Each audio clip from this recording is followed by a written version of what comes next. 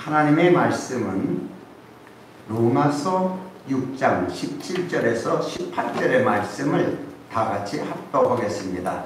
하나님께 감사하리로다. 너희가 본래 죄의 종이었더니 너희에게 전해지는 바 교훈의 본을 마음으로 순종하여 죄에서 해방되어 의의 종이 되었느니라. 아멘.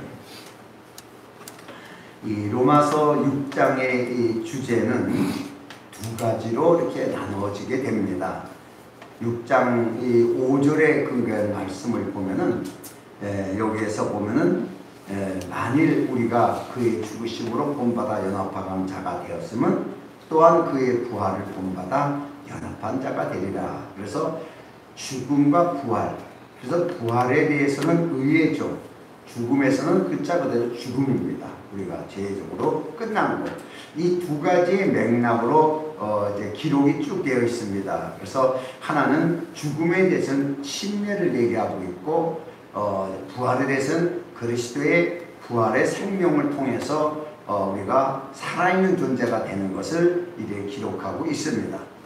자, 그래서 오늘 이 의에서, 죄에서 의에게 이르는데, 여기에서 오늘 핵심이 되는 말씀이 의에게, 의의 종이 되었느니라가 아니라 의에게 종이 되었느니라. 의에게. 내가 의의 종이 되었구나. 그게 아니고 의에게 종이 되었느니라. 누구에게 관계가 연결되죠? 그리스도에게.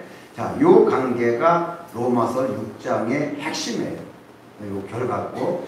그래서 이 로마서 6장에 의의 종이 되었느니라 이 핵심적인 것으로 얘기해서 세 가지가 하나님 앞에 드리는 것에 대해서 세 가지로 벌써 기록이 되어 있어요. 그래서 먼저는 로마서 6장 13절의 말씀을 보면은 또한 너희 지체를 불의의 병기로 죄에게 드리지 말고 오직 너희 자신을 죽은 자 가운데서 다시 산 자같이 하나님께 드리며 너희 지체를 의의 병기로 하나님께 드리라고. 하나님께 드리라 이렇게 나와 있어요.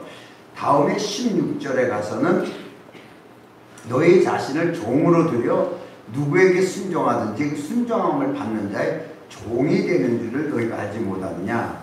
그래서 혹은 죄의 종으로 사망에 이르고 혹은 순종의 종으로 의에 이르니라. 그래서 순종하는 거에 관계법을 얘기합니다. 두 번째는 세상에 순종하면 세상의 종이 되고 하나님께 순종하면 하나님의 종이 되고, 그래서 이 순종에 대한 관계법을 얘기를 합니다. 이것은 지혜가 없으면 우리가 깨닫지 못하는 것이죠. 세 번째로 19절에 가서는 오직 육신이 연약함으로 내가 사람의 예대로 말하노니 전에 너희가 너희 지체를 부정과 불법에 들여 불법에 이른 것 같이 이제는 너희 지체를 의에게 종으로 들여 거룩함에 이르라. 나는 의에게 이제 들여서 하나님의 거룩함에 이르라는 것이 이제 결론입니다. 그러면은 그리스도의 죽음과 부활에 대해서 우리가 연합한 자가 되었다면은 반드시 그렇다면 의에게 네 자신을 종으로 들여서 하나님의 거룩함에 이룰 수 있는 그 축복받은 반열에 서라라는 결론이 나왔습니다. 자, 그러면은 오늘 우리가 드린다 그러니까 우리가 헌신하는 거구나. 아니면 나 자신 드리는 거가 그거 아니야? 이라고 말하지만 나를 드리는 거하고 헌신하는 것은 틀린 겁니다. 다시 말해서 헌신은 교회에서 이제 봉사하는 거예요. 여러 가지 일을 내 자신이 봉사하고 내 시간의 일부를 써서 일부를 하나님께 나와서 봉사하는 거. 이것을 이제 헌신이다. 뭐 이렇게 말해서 교회에서 이제 헌신 예배를 많이 드리지만은 그런 헌신적인 것을 얘기를 하는 게 아니에요. 드린다는 것은. 이 드린다는 것은 무슨 뜻이냐 그러면은 우리가 가진 모든 지혜와 능력과 모든 것이 완전하게 그리스도에게 속했다는 뜻이에요. 이게 자기 자신을 내놓는 거예요. 그러니까 모든 거죠. 그러니까 전 인격과 모든 것을 그리스도 앞에 내놓는 것이 바로 하나님께 드리는 것이에요. 하나님이 아무나 받느냐? 그렇지 않죠. 성경에 보면 레위기서 11장 45절의 말씀을 보면은 나는 너희 하나님이 되려고, 여기 중요해요. 나는 너희 하나님이 되려고. 너희를 애굽 땅에서 인도하여 낸 여호와라. 내가 거룩하니 너희도 거룩할지니라. 라는 말씀이 굉장히 의미 있는 말씀입니다. 이 말씀을 가지고 바리새인들은 죄 안 짓고 사는 게 거룩한 것이다. 나쁜 짓 안 하고 사는 게 거룩한 것이다. 그래서 율법을 굉장히 강화시켰습니다. 그래서 자기들은 굉장히 거룩하게 살고 이 거룩하게 사니까 하나님이 하나님이라고 보는 거예요. 그러나 실제로 하나님 자신이 바리새인의 하나님이라고 한 사실은 없습니다. 오죽하면 예수님이 마귀 자손이라고 할 정도예요. 그런데 여기에서 구원받은 사람들입니다. 구원받은 사람. 우리도 구원받았어요. 그런데 너희 하나님이 되려고 이 말씀이 구원받은 우리들에게 적용하려면 그러면은 우리도 거룩하게 돼야 되죠. 그렇죠? 이 문제가 나와요. 이 거룩을 우리의 행위로 봤어요. 거룩을. 그런데 성경은 내가 거룩하니 너희도 거룩하라. 내가 너를 이미 거룩하게 했다. 이 말은 너희 자신을 내게 드려라. 너희 소유는 다 내 것이다. 이런 개념이 있어요. 거룩은 하나님께 드려진 것이 거룩하다는 거예요. 하나님께 드려진 것. 여러분, 이 세상에서 많은 이 강대상이 있어요. 또 물건 파는 집에 강대상이 다 있어요. 그건 그냥 강대상이 아무렇지도 않은 것들이에요. 근데 이거는 그 강대상과 구별되는 거예요. 구별되고 역쓰는 거예요, 교회에서. 그렇기 때문에 이것을 거룩하다라고 볼 수가 있는 것이에요. 이렇게 달라지는 거예요. 여기에서 이쪽으로 들어졌기 때문에 거룩하다. 그럼 거룩하다는 것은 세상에 있던 자들은 좀 하나님에게 소속되어 있다. 자, 이런 뜻이 들어 있습니다. 이걸 바리새인들이 몰랐던 거예요. 그냥 우리가 죄 안 짓고 살면은 거룩한 것이다 라고 생각을 들었던 것입니다. 그래서 출애굽기 28장 36절에 가서 말씀을 보면은 너희는 또 정금 패를 만들어서 인을 새기는 법으로 그 위에 새기되 여호와의 성결이라 하고, 그래서 그 패를 만들어 가지고서 대제사장이 그 여호와의 성결이라고 쓰고서 하나님께 들어갑니다. 그럴 때 하나님의 백성을 대표자로 대제사장이 하나님께 드려지는 거예요. 그러면 하나님이 그 대제사장을 보면서 백성들을 그 뒤에 있는 백성들을 생각할 때 거룩한 백성으로 보는 거예요. 그래서 하나님이 지성소에서 제사장에게 축복을 하시는 거예요. 그럼 제사장이 그 축복을 들고 나와서 그 백성들에게 하나님의 축복을 명하는 것이에요. 그러니까 일단은 하나님의 거룩하게 된 하나님의 소속이라는 사실을 증거를 가지고 들어가야 돼요. 대제사장이. 이런 관계가 있습니다. 그래서 오늘날 그 중요한 것이 하나님께 드린 것은 모두가 거룩한 것이에요. 하나님께 드려진 것은. 그러면 하나님의 소유라는 거죠. 하나님의 소유. 자, 이런 거예요. 돈도 내가 갖고 있다가 이거 헌금이다라고 아마 띄워놨어요. 띄워놓으면 이 자체도 이미 거룩한 거예요. 가서 안 드렸어도 이게 하나님 것이에요. 이게. 자, 그러면은 오늘 우리를 의의 열매라고 했어요. 의의 열매. 그런데 단순히 우리는 의의 열매라는 말을 구원받았으니까 의의 열매겠구나 라고 생각하는데 이게 틀린 거예요. 여기서 왜 그러냐? 구원받은 자가 사실은 이스라엘 백성들이 다 구원을 받은 자예요.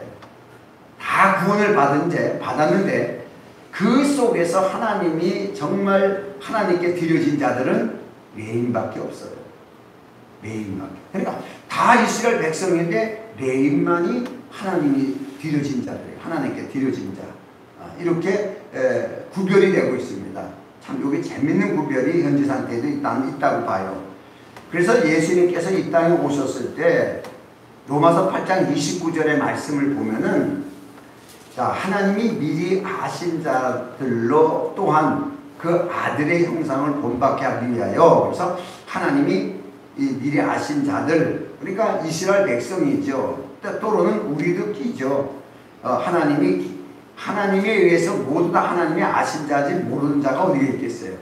그 하나님의 아신 자에게 아들의 형상을 본받게 하기 위해서 미리 정하셨으니, 그러니까 다시 말해서 예수 그리스도의 형상을 담기 위해서 하나님이 미리 정하셨다는 얘기예요. 정하셨으니 이는 그로 많은 형제들 중에서 맏아들에게 하심이라. 해서 우리를 아들의 형상을 갖게 하시는 것은 예수 그리스도로 말미암아 형제 중에 우리들 중에 맏아들이 되게 하려 하십니다. 이렇게 기록되어 있어요. 다시 말해서 여기에서 그리스도를 아들 중에서 맏아들이 되게 하려 합니다. 이렇게 안 했어요. 형제 중에서. 형제는 뭐예요? 친척도 형제예요. 친척들도. 그런데 우리 집안에서 아들이라고 직접적인 관계를 얘기할 때는 우리 식구밖에 없어요. 그렇죠? 근데 형제라고 얘기했습니다. 많은 형제 중에 맏아들이 되게 하려 합니다. 이렇게 의미가 좀 많이 다릅니다. 그러면은 이 구약에서는 맏아들로서의 하나님께 드려진 자들은 네 지파밖에 없어요. 예. 그래서 이 예수 그리스도께서 맏아들이 되기 위해서는 많은 형제가 창출돼야 돼요. 그렇죠? 그러나 예수님이 오시기 전까지는 전부 죄의 종에 묶였었죠. 전부 죄의 종의 안에 있었기 때문에 이것을 이루어야 돼요. 많은 아들들을 창출할 수 있게끔 이것이 이루어져야 돼요. 그래서 먼저 죄에 대한 구속사가 먼저 이루어져야 많은 형제를 만들 수가 있죠. 그렇죠? 자, 이게 중요한 거예요. 예수님이 복음 전할 때 많은 형제가 된 거 아니에요. 십자가 구속사가 이루어져야만 돼요. 그래야 죄에서 끝나야 이제 형제들 관계를 이룰 수가 있어요. 이런 거예요. 그래서 예수님이 요한복음 12장 24절에 한 알의 밀알에 대한 비유를 말씀하신 겁니다. 내가 진실로 너희에게 이르노니 한 알의 밀이 땅에 떨어져 죽지 아니하면 한 알 그대로 있고 죽으면 많은 열매를 맺으리라. 구속사를 얘기를 하는 거죠. 그러니까 죽어야 그리스도가 모든 죄를 짊어지고 구속사를 이루어야 형제들을 만들 수 있다. 창출시킬 수 있다는 것이에요. 자, 요게 중요한 거예요. 우리는 뭐 예수 믿으면 뭐 이렇게 다 가나안 땅에 나왔어. 가나안 땅에서 나왔어도 정말로 이게 또 구별됐어요. 각 지파마다 다 구별돼요. 예수님이 오셨을 때 예수 쫓아다닌다 해서 다 형제가 된 게 아니에요. 예수님이 그들을 향해서 내가 너를 친구라 하리라 그랬지만 형제란 말은 안 썼어요. 형제란 말은 그리스도의 사건이 모두 이루고 난 다음에 바울 사도라는 사람을 통해서 나온 거예요. 그리스도가 하신 일에 대해서. 그러니까 모든 일이 끝난 다음에 어떤 사건이 벌어진 건가를 바울 사도를 통해서 연결시켜 놓은 거예요. 그래서 구속사가 이루어져야만이 형제들이 생기고 그 형제들 중에서 이제 맏아들이 되셔야 되는데 이 맏아들이라는 이제 표현이 이제 매우 중요한 표현 중에 하나인데 이게 또 우리도 오해가 많이 나와요. 그러면 독생자와 맏아들은 어떻게 다른 것인가? 요한복음 3장 16절에 말씀을 보면은 하나님께서 세상을 사랑하사 독생자를 주셨으니 그래요. 이는 저를 믿는 자마다 멸망치 않고 영생을 얻게 하려 합니다. 그래서 독생자를 예전의 목사들은 다 맏아들이라고 풀었어요. 이 독생자라는 것은 유일하신 하나님이 사람으로 오셨다는 뜻이에요. 그래서 요한복음 1장 18절에 그 말씀이 정확하게 나와요. 본래 하나님을 본 사람이 없을 때 아버지 품속에 있는 독생자예요. 독생하신 하나님이 나타나시니라. 독생하신 하나님이 독생자예요. 그런데 독생자로 오신 분이 우리가 보니까 예수 그리스도죠. 그렇죠? 정확하게 나와요. 하나님이라고. 그런데 우리는 그냥 아들의 위로 이렇게 하나님의 외아들처럼 이렇게 얘기를 하는 사람이 있어요. 거기다 외자까지 붙여가지고. 여기서 맏아들이라는 이 의미는 무슨 뜻이냐면 형제 중에서의 장자라는 뜻이에요. 왜 형제 중에 장자라고 나왔냐? 그래. 형제가 있어야 장자가 돼요. 장자가 되는 것은 글자 그대로 장자들은 전부 하나님께 속한 자들이에요. 장자는 하나님께 속한 거예요. 자, 이 관계를 설명한 거예요. 그러면 로마서 12장 1절에 로마서의 결론입니다. 이게 이 12장 1절에 보면 너희 자신을 사한 제사로 하나님께 드리라고 해요. 사한 제사로. 자, 이 말에 그러면 앞에서는 6장에서는 의의 종으로 너희가 드렸느니라 라고 말했지만은 12장에 가서는 너희가 산자에서 드려라. 이게 하나님께 드려지는 정말 영적 예배다. 내 자신을 드리는 게 영적 예배예요. 내 자신을 하나님께 전부 드리는 거. 전인격을 드리는 거예요. 여기에는 이게 영적 예배예요. 자, 그래서 의의 열매를 드리라는 것과 영적 예배를 드리는 것과 같은 맥락의 흐름을 가지고 있어요. 그러면 하나님께 드려지는 것은 전인격으로, 자, 하나님께 드림으로써의 우리가 전인격을 하나님께 드려요. 이것이 영적 예배라. 그러니까 오늘 내가 하나님께 드렸으니까 영적 예배를 드렸어. 뭐 나는 하나님 믿는 사람이니까 라고 우리는 단순하게 생각해요. 하나님께 드려졌다고 영적 예배. 오늘 영적 예배 드렸어. 그러니까 오늘 우리가 다 하나님께 드려진 거야. 이렇게 또 이 말을 문자적으로 해석을 해버려요. 하나님께 드려라는 것은요, 그것이 영적 예배라는 것은, 자, 봐요. 영적 예배는 인간의 눈으로 볼 수가 없는 거예요. 자, 다시 한번 얘기합니다. 하나님께 산 제사 드리라. 이 말은 제사장이라는 뜻이에요. 제사장. 제사장만 할 수 있는 거예요. 제사는 누가 해요? 제사장만 할 수 있는 거예요. 그럼 네가 제사장이다 이 뜻이에요. 산 제사란 말을 썼어요. 신약시대에서 복음에 대해서 최고로 복음을 아는 사람이 여기에는 제사라는 말을 썼어요. 이걸 로마서를 뭐 히브리인에게 준 것도 아니에요. 히브리서는 히브리인에게 쓰기 위해서 제사라는 말을 많이 써요. 제사에 응용된 거. 이거는 이방인들에게 쓴 거예요. 근데 제사를 썼어요. 그럼 산 제사를 드리는 사람이 누구예요? 어쨌든 죽은 제사든 산 제사든 제사 드리는 사람은 제사장이에요. 의미가 제사장이라는 뜻이에요. 그래서 영적 예배니라고 해요. 이게 중요한 겁니다. 영적 예배니라. 그러면은 제사장이 성소에 들어가고 지성소에 들어가요. 성소에서는 하나님의 나눔, 공급이에요. 지성소에는 하나님의 말씀에 대한 교제예요. 이것을 바깥에 있는 사람이 볼 수가 있어요? 없어요? 못 봐요. 성막 뜰에 있는 사람들은 전혀 못 봐요. 그 안에 들어가 있는 사람만 예배 드리는 거예요. 영적 예배는요, 여러분, 다른 사람은 모르는 거예요. 어떻게 됐는지 아무도 모르는 거예요. 그러니까 그 다윗이 쫓겨다니면서 진설병을 먹으러 들어왔을 때 그 자기 부하들하고 그 진설병을 먹고 놔둬요. 왜 그러냐? 정말 다윗이 배고파서 온 거지만 문자적으로 영적 예배의 상징이에요. 정말 하나님만 가질 수 있는, 하나님만 드려진 하나님의 양식을 도둑질해서 먹는 것처럼 그 양식을 먹을 수 있는 자는 영적 예배 드리는 자만이 먹을 수가 있는 것입니다. 놀라운 얘기예요. 그 영적 양식을 먹은 진설병은 먹은 다윗이 그 다음에 시편을 쓸 때 봐요. 놀라운 역사가 나와요. 이게 영적 예배예요. 오늘 그래서 이 중요한 게 영적 예배를 드릴 수 있는 사람들이 구약시대에는 제사장들이었어요.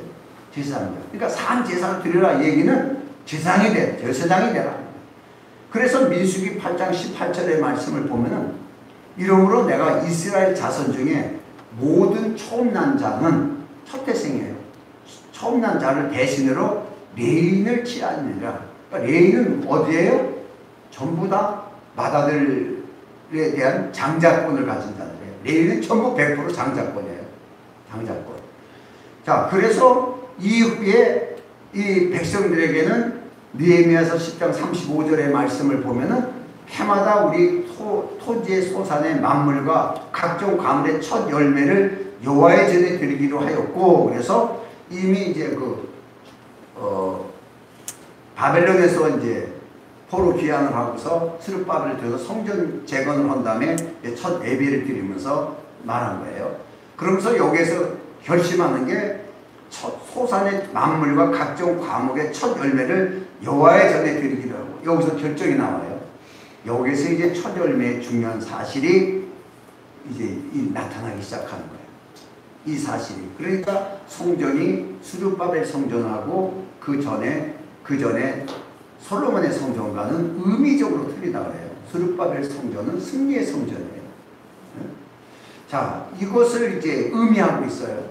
그러니까 우리는 이걸 문자적으로 보고 이스라엘 백성들을 보고 첫 열매만 하나님께 드려지면 다 되는 거예요. 그렇죠? 이 첫 열매가 누구예요? 그리스도예요. 그리스도를 드려야 이게 이루어지는 거예요. 그리스도를 드려야. 그게 맥주절이거든요, 이것이. 그래서 성경에도 보면 출애굽기 4장 22절의 말씀을 보면은 바로 이스라엘을 하나님이 장자라고 해요. 너는 바로에게 이르기를 여호와의 말씀 이스라엘 내 아들 내 장자라. 내 소유라는 거예요. 이 장자라는 얘기는 하늘에 있는 기업과 땅의 기업을 가질 자예요. 두 기업을 가질 장자라고 이렇게 얘기를 합니다. 그런데 이 이스라엘을 장자되게 만들기 위해서는 어떻게 해야 돼요? 이스라엘이 첫 열매를 하나님께 드려야 돼요. 다 이게 중요하죠.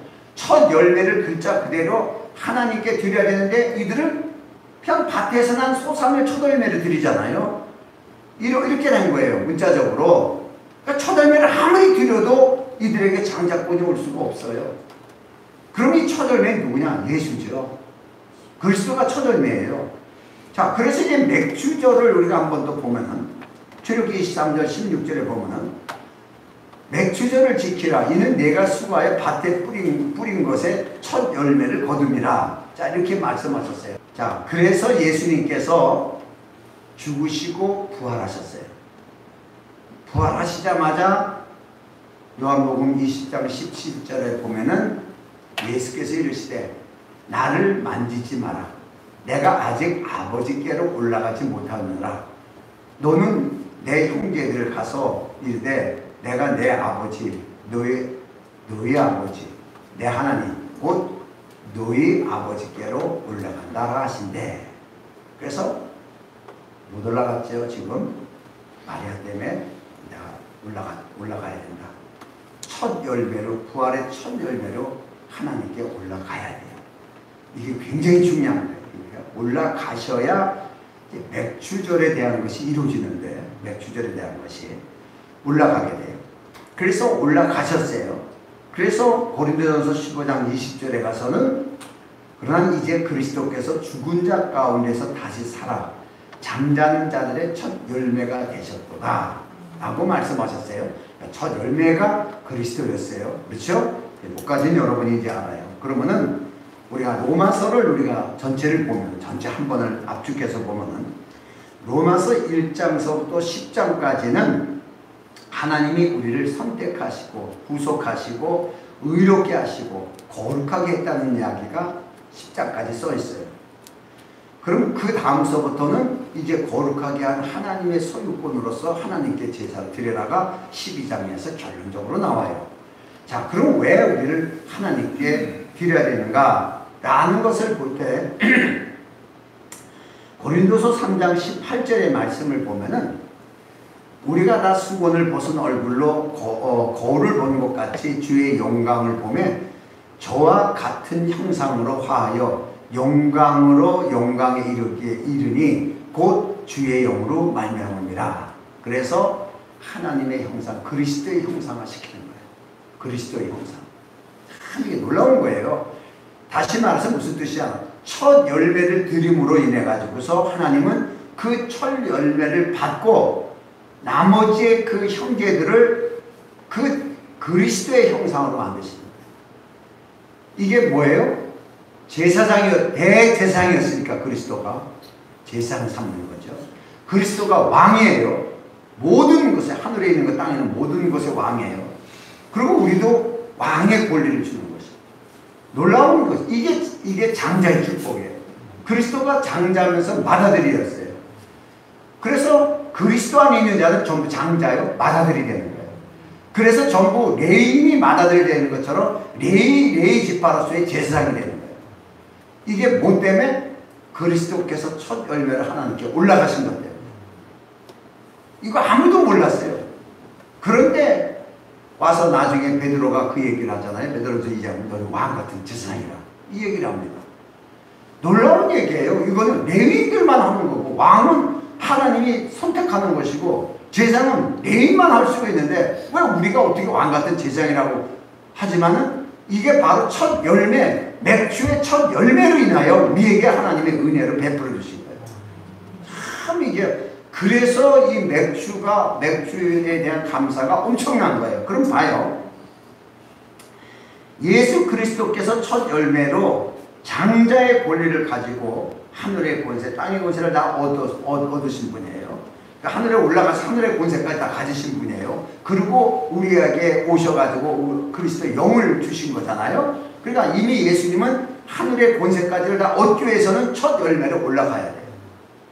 그러니까 땅의 권세는 이미 가졌어요. 모든 것을 부활하심으로 사망 권세와 모든 걸 다 깨버리고 왕이 되신 거예요. 왕. 그러니까 첫 열매를 최고의 이 세상의 머리가 되신 거예요. 그리고 하늘에 올라가셔서 하나님의 그 나라를 기업으로 받는 것이 뭐예요? 하나님 우편에 앉으셨느니라 이거예요. 모든 고난을 다 가지신 거예요. 자, 그러니까 하늘에 있는 권세, 땅에 있는 권세를 다 가지고 계신 거예요.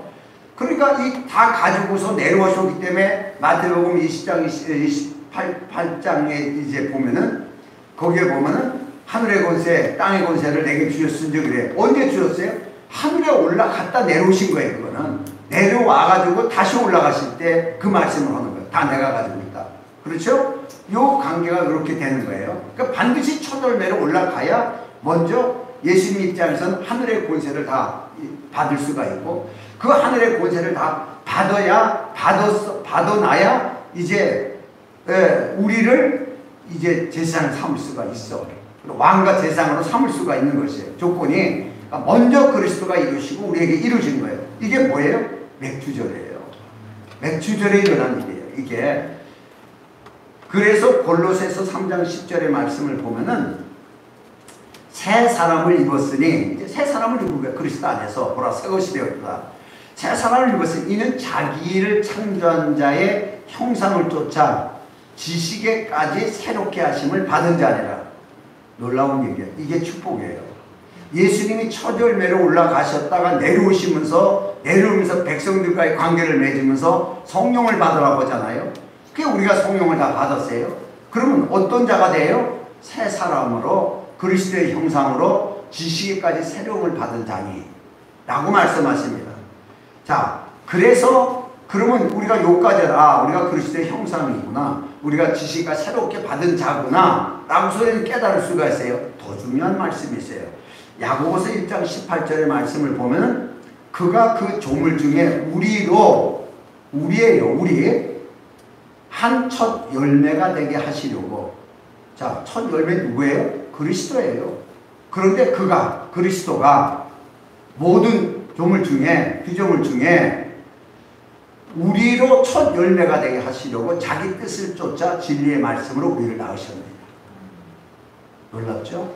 예수님은 첫 열매를 올라와서 끝났지만 구약의 맥주를 입으셨지만 그리스도 안에 있는 자를 첫 열매가 되게 만드십니다.